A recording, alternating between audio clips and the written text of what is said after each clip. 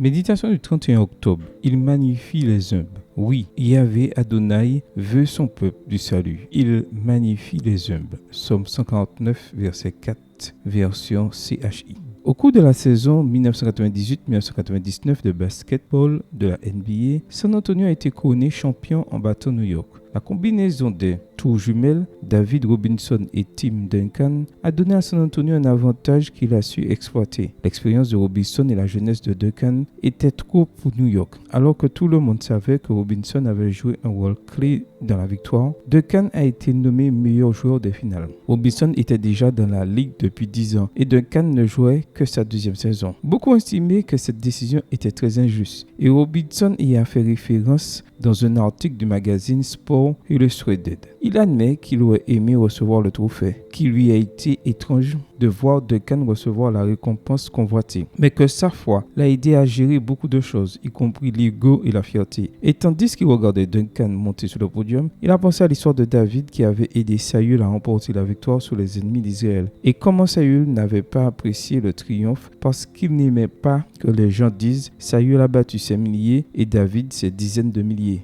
1 Samuel 18, verset 7, version Nouvelle Bible Seconde. Enfin, Robinson a ajouté « Je suis béni de ce que Dieu m'ait donné la possibilité de profiter de la victoire. Donc, Tim a tué ses 10 000, c'est génial, je suis heureux pour lui. » David Robinson nous a offert un exemple solennel d'humilité. Comme le dit le poème Desiderata, il y a toujours quelqu'un de plus grand ou de plus petit que toi. Ainsi, la meilleure voie est celle que Robinson a suivie et qui est d'ailleurs celle qu'a recommandé Paul. Ne faites rien par rivalité ou par vaine gloire, mais dans l'humilité, estimez les autres supérieurs à vous-même. Philippiens 2, verset 3. Ce dont nous avons besoin, c'est d'humilité, pas d'encourager la rivalité. Certes, cela ne cadre pas avec un monde où tout est dans la compétitivité, mais une des choses grande et insondable que Dieu accomplit et qu'il relève les humbles. Job 5, verset 11, version du second. N'oublions pas qu'il donne sa grâce aux humbles, Jacques 4, verset 6. Et que très bientôt, il magnifiera les humbles. N'aimeriez-vous pas recevoir cette promesse? Amen.